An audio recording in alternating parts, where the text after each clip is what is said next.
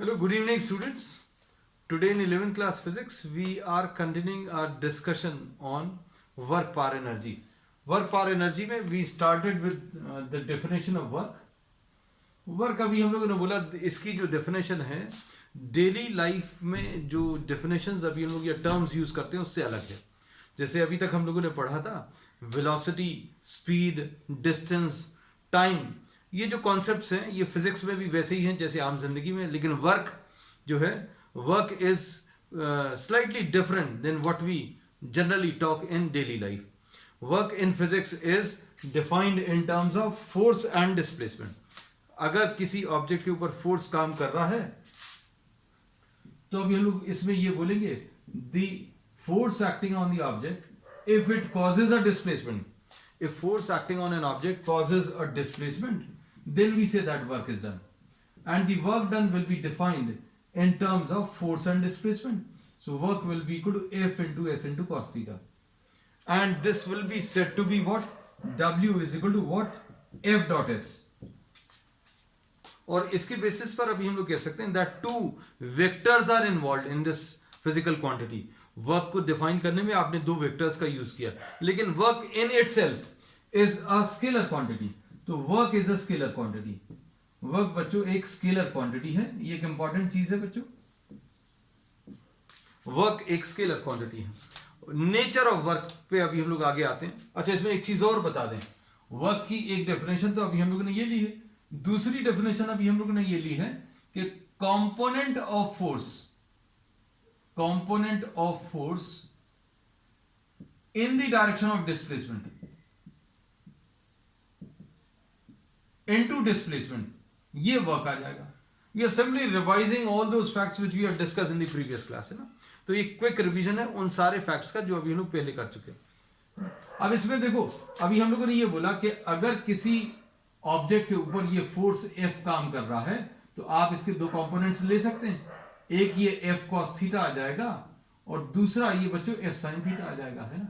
तो F cos theta इस direction में, तो F cos थीटा जो है बच्चों ये एक ऐसा कंपोनेंट है जो डिस्प्लेसमेंट के डायरेक्शन में है, और F sin थीटा तो इसका कोई यूज नहीं है.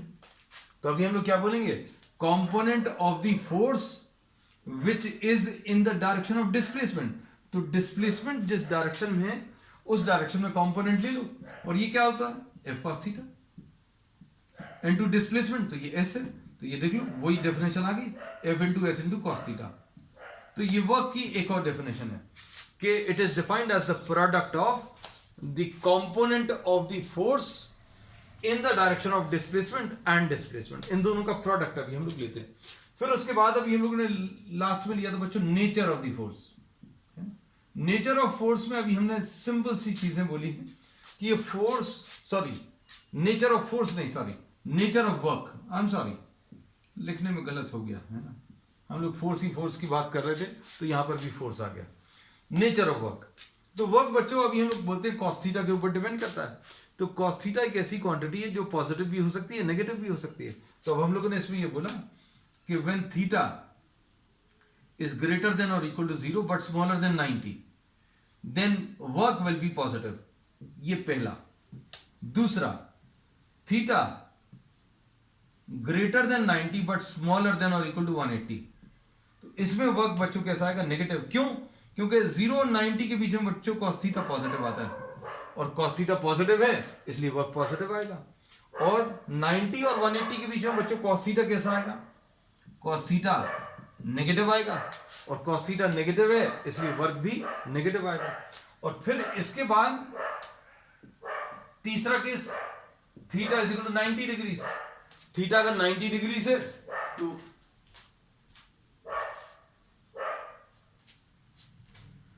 थीटा अगर 90 डिग्री से तो वर्क कितना आ जाएगा? F into S into cos 90 यानी कि 0. और इस सब के बच्चों अभी हम लोगों ने सिंपल एग्जांपल्स भी लिए थे. हमने बोला था हर एक प्रोसेस में आपको पॉजिटिव वर्क भी मिलेगा और नेगेटिव वर्क भी मिलेगा. हम लोगों ने इसमें ये भी बताया था क्या?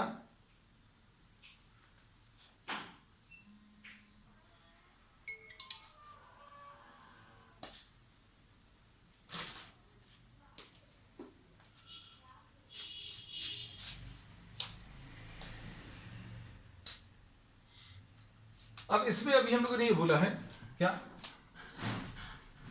कि थीटा अगर 90 डिग्रीज है तो वर्क की वैल्यू बच्चों 0 आ जाएगी। अब सपोज किसी ऑब्जेक्ट को अगर आप पुल कर रहे हैं, suppose you are pulling any object,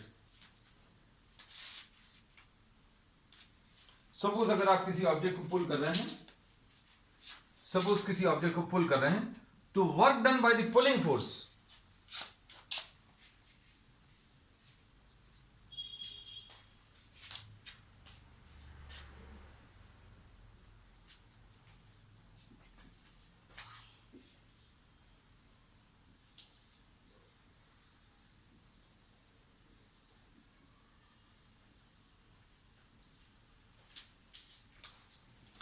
अब इसमें बच्चों अभी हम लोग क्या बोलेंगे, ध्यान से सुनना, कि अगर किसी ऑब्जेक्ट को आप पुल कर रहे हैं तो दो फोर्सेस इन्वॉल्व रहेंगे, एक पुलिंग फोर्स रहेगा और एक फोर्स ऑफ फ्रिक्शन रहेगा। तो अभी हम लोग क्या बोलेंगे, work done by the pulling force, work done by the pulling force positive रहेगा। पॉजिटिव क्यों रहेगा बच्चों, देखो ध्यान से, इसमें अभी हम लोग क्या बोलेंगे, ये एस है, ये फोर्स है, ये एस है, ये फोर्स है, इन दोनों के बीच में जो एंगल है वो थीटा है और थीटा की वैल्यू 90 से कम है। तो अब हम लोग क्या बोलेंगे, work done by the pulling force positive रहेगा। और इसी केस में बच्चों एक फ्रिक्शन भी काम करेगा। ये बच्चों फोर्स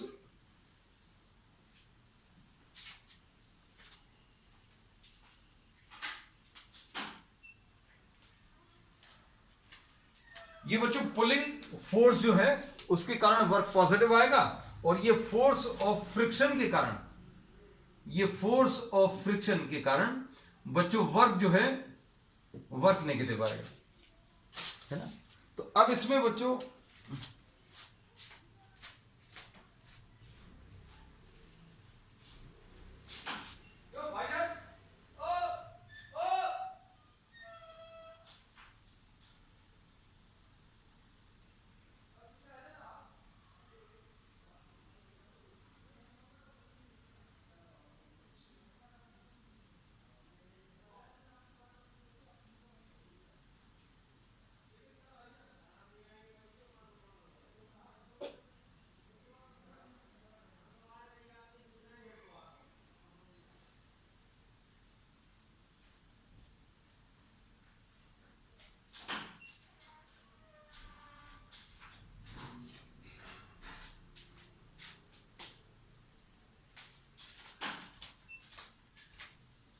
अब इसमें बच्चों नेक्स्ट है एक एग्जाम्पल, अभी हमने ये दिया था कि अगर कोई पुलिंग फोर्स है तो पुलिंग फोर्स का जो वर्क है वो पॉजिटिव रहेगा, और जो फोर्स ऑफ फ्रिक्शन है उसका वर्क नेगेटिव रहेगा।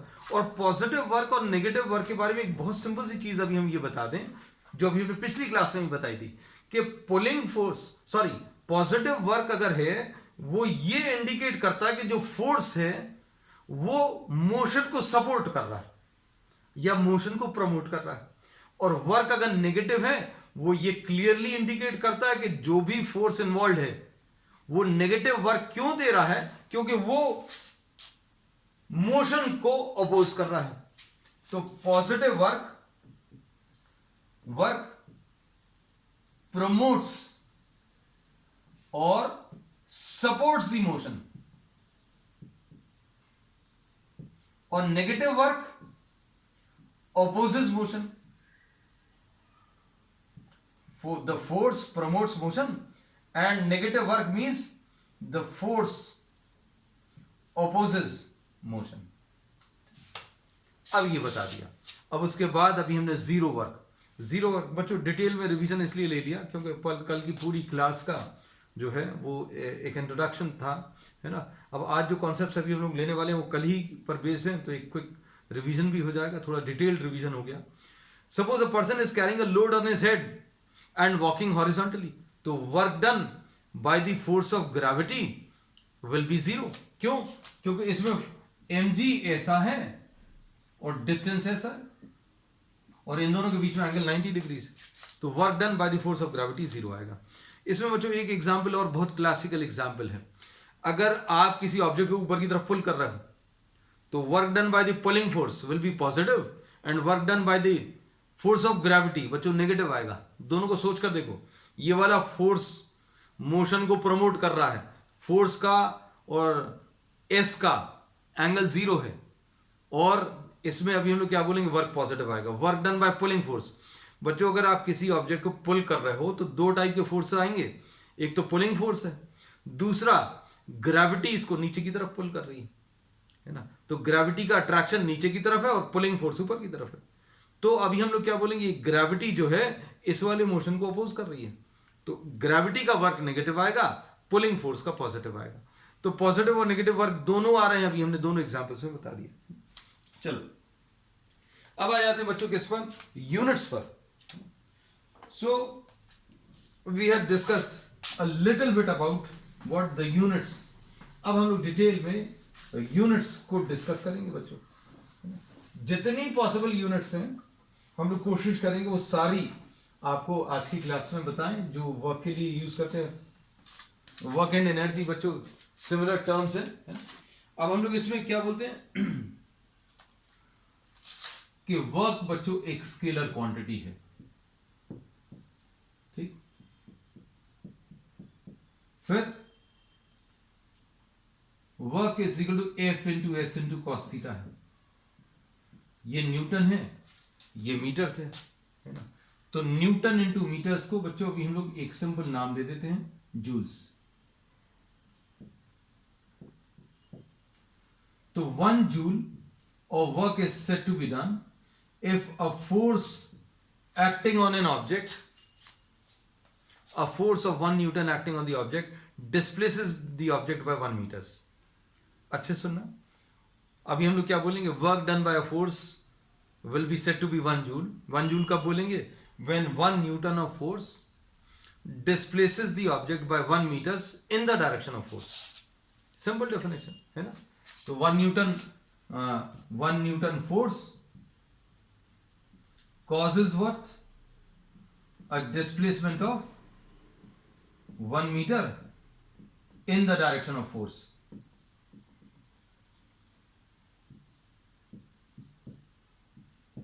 Then we say that the work is said to be 1 joule। Work बच्चे इसमें क्या 1 जूल आ जाएगा। अब इसके बाद नेक्स्ट इसकी यूनिट, तो बच्चों ये तो अभी हमने एसआई यूनिट बताई। फिर अभी हम लोगों ने सीजीएस यूनिट और वर्क, ये बच्चों अर्ग्स है, ईआरजी। तो work done F into S into cos theta. तो बच्चों थीटा तो 0 लेंगे अभी हम लोग डेफिनेशन में, तो W will be equal to F into S, ये यूज करते हैं बेसिकली, है ना। अब इसमें 1 अर्ग्स अगर चाहिए है तो ये 1 डाइन्स रहेगा और ये 1 सेंटीमीटर रहेगा। तो अब क्या बोलेंगे, work done by a force is said to be 1 ergs if 1 dyne of force displaces the object by 1 centimeter in the direction of force। बस सिंपल है, बिल्कुल वैसे ही। 1 ergs work कब होगा, 1 dyne of force displaces the object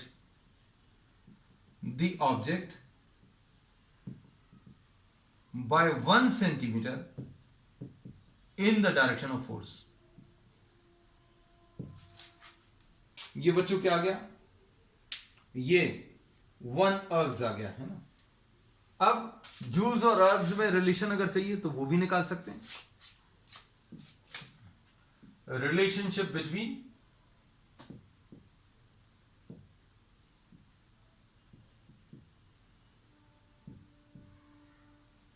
कैसे निकालेंगे, 1 joule is equal to 1 newton force into 1 metre displacement, ऐसा लिखेंगे। अच्छे देखना, और 1 न्यूटन फोर्स क्या होता है बच्चों, देखो ध्यान से, फोर्स क्या होता है, मास इंटू एक्सेलरेशन। फोर्स क्या होगा बच्चों, मास इनटू एक्सेलरेशन। अब हम लोग इसमें क्या लिखेंगे, work is equal to force into distance, और फोर्स को क्या लिख दिया, मास इनटू एक्सेलरेशन, और ये डिस्टेंस है। तो मास बच्चों अभी हम लोग क्या बोलेंगे, केजी में है, ये मीटर पर सेकेंड स्क्वायर में है, और ये मीटर्स में है। अच्छे समझ आ सारी चीजें। देखो हमने बोला फोर्स को मास इनटू एक्सेलरेशन लिख लिया, डिस्टेंस को एस लिखा हुआ है। अब हम लोगों ने क्या बोला, मास केजी में मेजर करते हैं। 1 जूल डिफाइन करने में, 1 जूल डिफाइन करने में बच्चों अभी हम लोग मास केजी में मेजर करेंगे, एक्सेलरेशन मीटर्स पर सेकंड स्क्वायर में मेजर करते हैं, और डिस्टेंस ये जो है मीटर्स में। अब कैसे लिखेंगे इसको, 1000 ग्राम्स, सीजीएस यूनिट में चेंज कर रहे हैं बच्चों, देखना ये क्या है 100 सेंटीमीटर, ये क्या है 100 सेंटीमीटर अपॉन सेकंड स्क्वायर, है ना। तो ये सारी सीजीएस यूनिट्स आ गई, ये 3 जीरोस हैं, ये 2 जीरोस हैं, ये 2 जीरोस, मतलब 10 टू द पावर 7 अर्ग्स आ गया। तो 1 joule is equal to what, 10 to the power 7 ergs. हम लोगों ने निकाला कैसे, ये इंपॉर्टेंट है ना। हमने क्या बोला, work is equal to force into displacement, force को mass into acceleration into s, ऐसा लिख लिया, और मास को केजीज, ये मीटर पर सेकेंड स्क्वायर, मीटर्स पर सेकेंड स्क्वायर इनटू इसको मीटर्स लिख दे रहे हैं, ठीक। बस अब इसको फिर सीजीएस यूनिट्स में चेंज कर लीजिएगा। तो ये 1 joule will be equal to what, 10 to the power 7 ergs. इसको करने का बच्चों डायमेंशनल एनालिसिस में भी एक तरीका है जो अभी हम लोग वहां पर कर चुके हैं। वो कैसा था, अगर किसी को याद हो, what have we discussed in that, कि बच्चों अगर आपको यूनिट्स का कन्वर्जन करना है तो इसके लिए n1 u1 is equal to n2 u2 लेते हैं, है ना। और वर्क क्या आ जाता है, ml स्क्वायर t माइनस 2, ऐसा कुछ आता है। Work is equal to what, dimensional formula ml square t minus 2। तो अब हम लोग कैसा लिखते हैं बच्चों इसको, n1 m1 l1 square t1 minus 2, और n2 m2 l2 square t2 minus 2, ऐसा कुछ आएगा। और ये बच्चों ध्यान से सुनना, ये क्या है, 1 joule is equal to how many ergs निकालना है ना। तो अब हम लोग ये n1 की जगह 1 लिख देंगे, मास बच्चों केजी में आएगा, ये मीटर स्क्वायर आ गया, ये सेकंड माइनस 2 आ गया, n2 निकालना है, ये ग्राम्स आ गया, ये सेंटीमीटर स्क्वायर आ गया, ये सेकंड के ऊपर माइनस 2। अब n2 इससे निकाल लेना। तो ये भी तरीका एक हम लोगों को मालूम होना चाहिए, केजी अपॉन ग्राम आ गया, ये मीटर अपॉन बच्चों ये सेंटीमीटर आ जाएगा का होल स्क्वायर, और सेकंड कट गया। अब इसे 1 इंटू ये 1000 ग्राम्स आ जाएगा, है ना। तो ये बहुत डिटेल में बच्चों अभी हम लोग पहले डिस्कस कर चुके हैं, है ना? सेंटीमीटर और सेंटीमीटर कटेगा तो ये फिर से 10 टू द पावर 7 आ जाएगा। So there are different methods in which you can convert the units. अब इसके बाद आ जाओ बच्चों नेक्स्ट यूनिट पर। तो नेक्स्ट यूनिट इसमें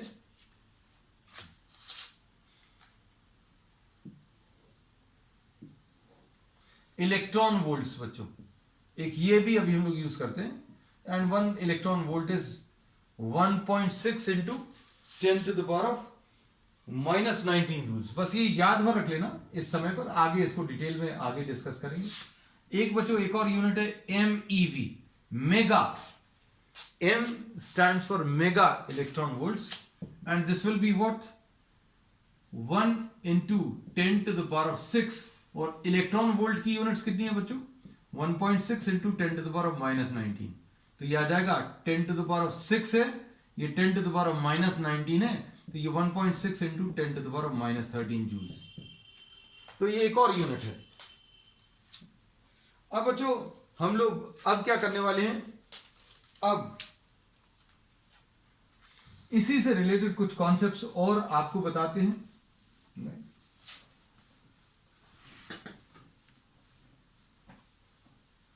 अब इसमें ये चीज कुछ और इंपॉर्टेंट चीजें कि वर्क जो है बच्चों, work is defined for a definite time interval.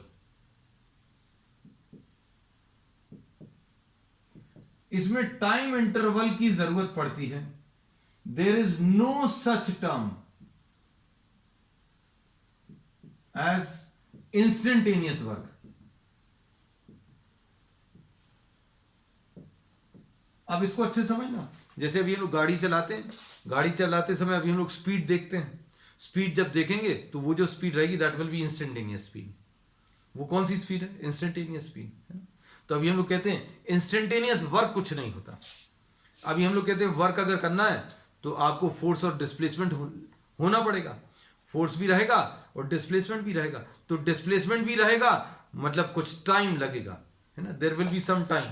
तो अब हम लोगों ने ये बोल दिया कि वर्क जो है that is defined for what, a definite time interval.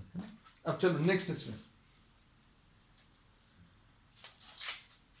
अब अगर आपको ये दिया हुआ, ध्यान से सुनो बच्चों, बहुत इंपॉर्टेंट छोटे छोटे पॉइंट्स अभी हम बता रहे हैं, छोटे छोटे कॉन्सेप्ट्स। अगर कोई ऑब्जेक्ट ए से बी तक डिस्प्लेस हुआ और इसमें ये एफ है, ये एस है,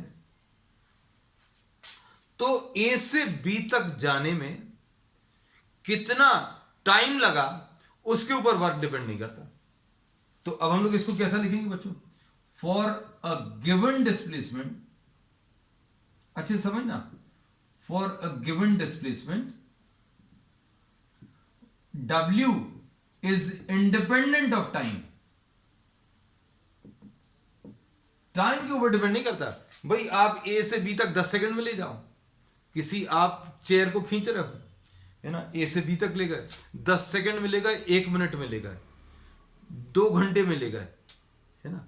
तो अभी हम लोग क्या बोलेंगे? फॉर अ गिवन डिस्प्लेसमेंट आप यहां से वहां तक ले गए, 2 घंटे में ले गए या 5 मिनट में ले गए, इन 10 सेकेंड्स ले गए। तो अभी हम लोग क्या बोलेंगे?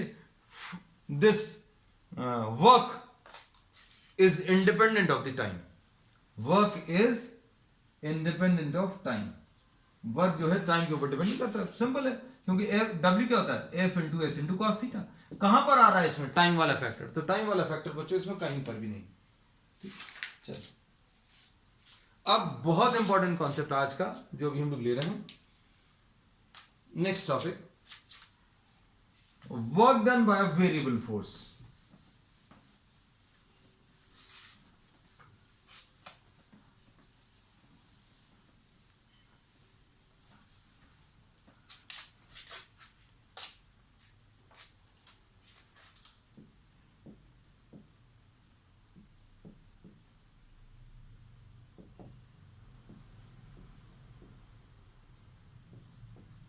Work done by a variable force. अब सुनना इसको अच्छे से। अगर फोर्स वेरिएबल है तो वर्क कैसे कैलकुलेट करेंगे? तो हम लोग ये बोलेंगे भाई अभी तक जो कर रहे थे वो अभी क्या था? तो अभी तक जो अभी हम लोग कर रहे थे W is equal to F into S into cos theta. इसमें फोर्स जो लग रहा था that was a constant force. ये कैसा फोर्स है? Constant force. भाई ये बदल नहीं रहा था, एफ की कुछ वैल्यू दी हुई है और एफ की वैल्यू दी है और डिस्प्लेसमेंट दिया है, दोनों के बीच का एंगल दिया है। तो हम लोग इसमें क्या बोलेंगे कि वर्क जो है we had calculated up to now work done by constant force. अब क्या है? Work done by variable force. तो वेरिएबल फोर्स का मतलब क्या है?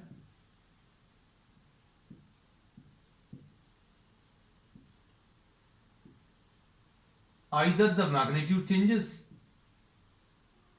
or the direction of the force changes,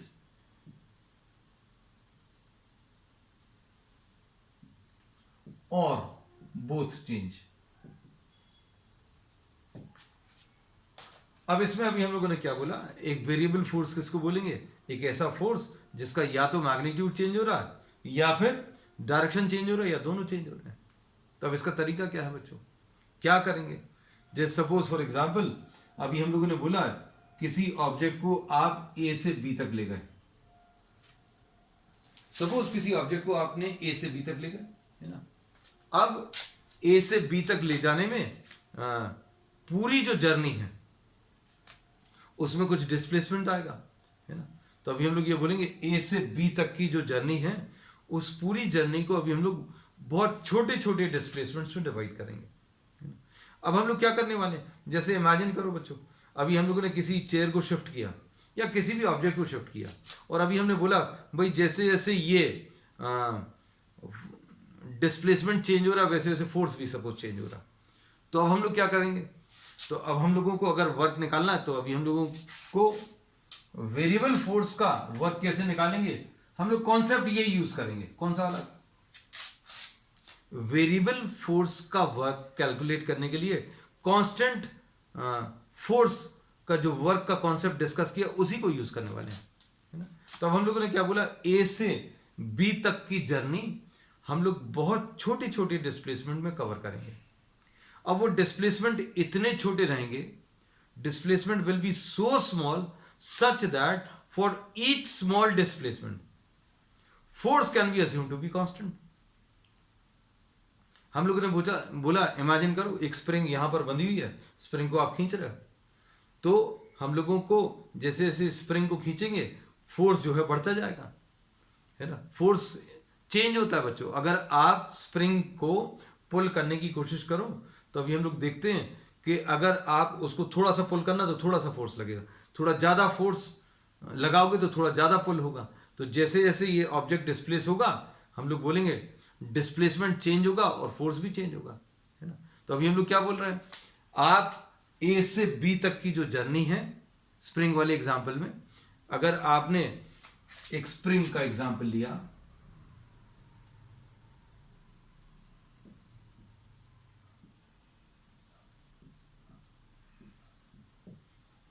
ए से बी तक, है ना। तो अभी हम लोग ये देखते हैं स्प्रिंग के अंदर जो फोर्स होता है या स्प्रिंग को डिस्प्लेस करने के लिए जो फोर्स लगता है वो प्रोपोर्शनल टू डिस्प्लेसमेंट होता है। मतलब अगर आपने थोड़ा सा फोर्स लगाओगे तो थोड़ा सा एक्सटेंड होगा, थोड़ा ज्यादा फोर्स लगाओगे तो ज्यादा एक्सटेंड होगा। मतलब अगर आपको यहां तक लगाना है तो कम फोर्स लगाना पड़ेगा, यहां तक अगर लाना है तो थोड़ा ज्यादा फोर्स लगाना पड़ेगा, यहां तक तो जैसे जैसे ए से बी तक जाओगे फोर्स चेंज होगा। तो अब हम लोगों ने क्या बोला, ए से बी तक की जर्नी बच्चों क्या करने वाले हैं, अभी हम लोग छोटे छोटे पार्ट्स में कवर करेंगे। We will be considering a very small part. अब पार्ट इतना छोटा रहेगा, डिस्प्लेसमेंट इतना छोटा रहेगा such that for a small part force can be assumed to be constant. तो अब हम लोग इसमें लिख ले रहे हैं बच्चों,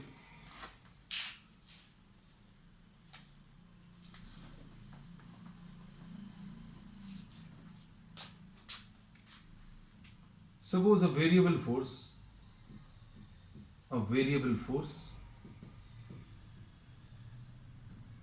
displaces the object from A to B, A से B तक डिस्प्लेस कर रहा है ना।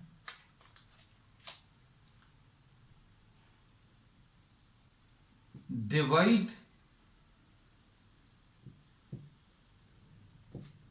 The entire journey. अब बच्चों इसके लिए क्या करेंगे,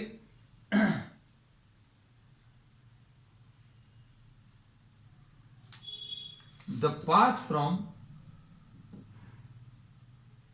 A to B is divided or divide the path from A to B into very very small parts।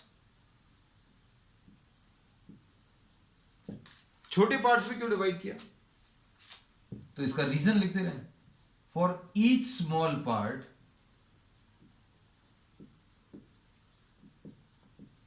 Force can be assumed to be constant. ये बच्चों इंपॉर्टेंट है इसलिए लिख रहे हैं हम पूरा, for each small part force can be assumed to B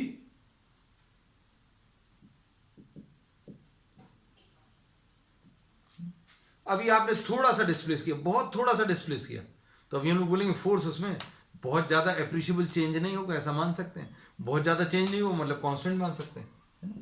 अब क्या करोगे, कैलकुलेट दी वर्क डन। अब हम लोग क्या करेंगे, suppose ds is a small displacement,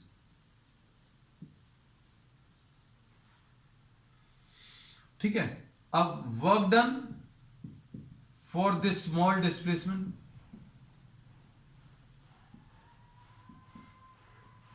dw कितना आ जाएगा, f into d S.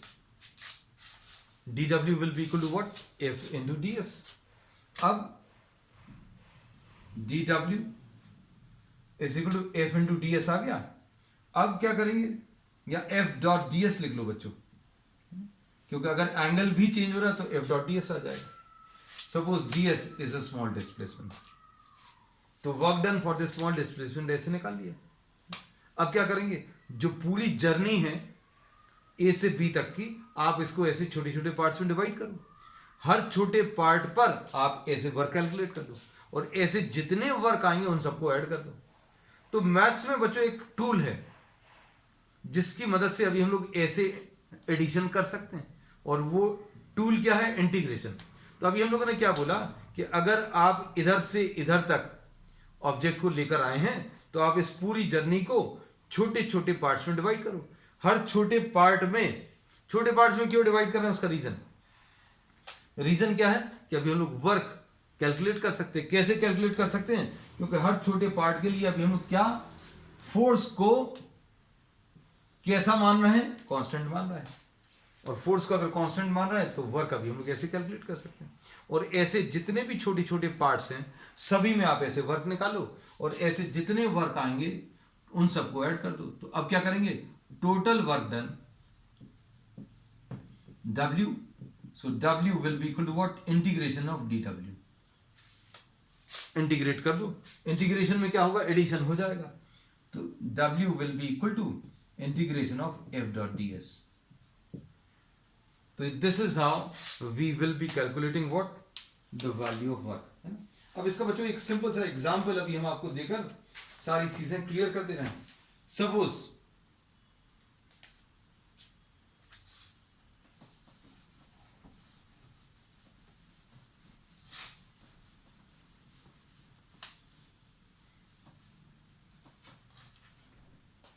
now we are considering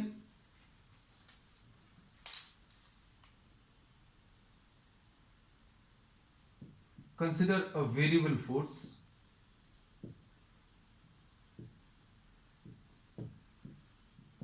F is equal to 7 minus 2x plus 3x square acting on an object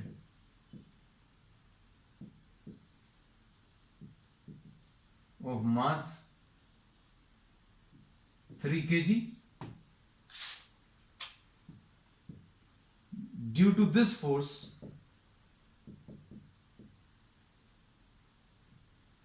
the object gets displaced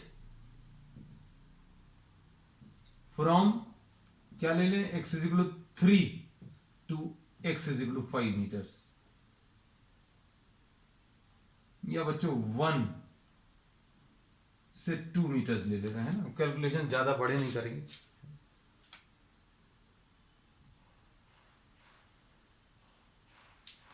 x is equal to 1 से लेकर बच्चों कहां तक, x is equal to 2 metres, है ना। अब calculate the work done.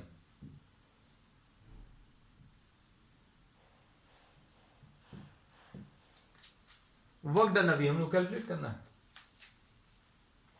अब क्या करेंगे बच्चों, इसमें ध्यान से देखो।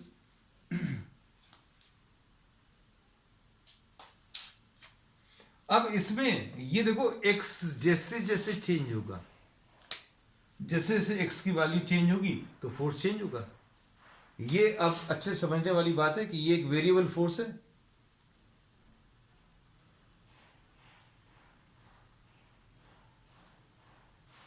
बच्चों ये जो फोर्स है ये वेरिएबल फोर्स है। क्यों ये वेरिएबल फोर्स क्यों है, क्योंकि x की वैल्यू जैसे जैसे चेंज होगी, x की वैल्यू 1 है, चलो बच्चों, इसमें x की वैल्यू, इसमें सपोज थोड़ा सा चेंज कर दे रहे हैं ताकि आपको क्लियर रहे। x इज इक्वल 0 से suppose x is equal 5 metres, x is equal 0 से suppose x is equal 5 metres तक ये पोजीशन चेंज हो रही। तो जैसे जैसे x की वैल्यू चेंज होगी तो ये फोर्स चेंज होगा। देखो x की वैल्यू 0 अगर आप रखोगे तो फोर्स कितना आ जाएगा, 7 न्यूटन आएगा।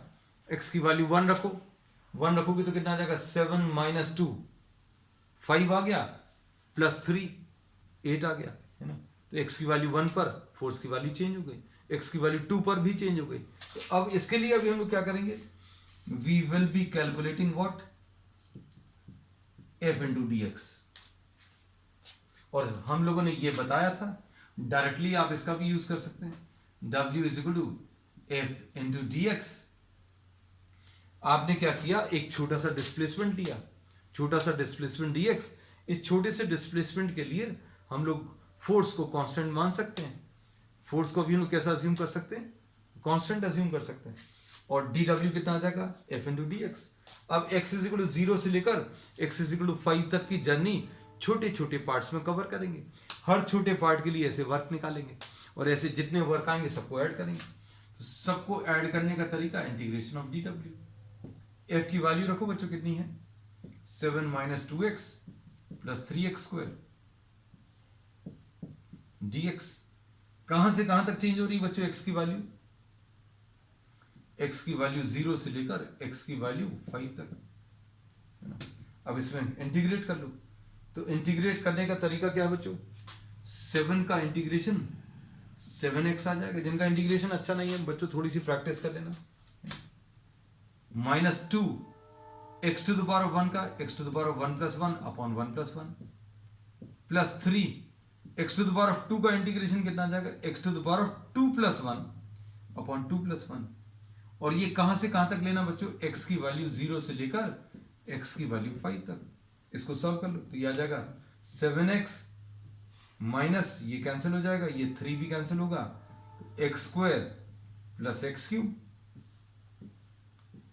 पहले क्या करते हैं बच्चों, अपर वैल्यू रखते हैं, 7 इंटू 5 माइनस 5 इंटू 5 प्लस 5 का क्यूब माइनस फिर 0 वैल्यू, 0 माइनस 0 एंड प्लस 0। तो ये कितना आ जाएगा, 35 माइनस 25 10 और 10 प्लस 1 25, यानी कि वर्क कितना आ जाएगा इसमें, 135 जूल्स।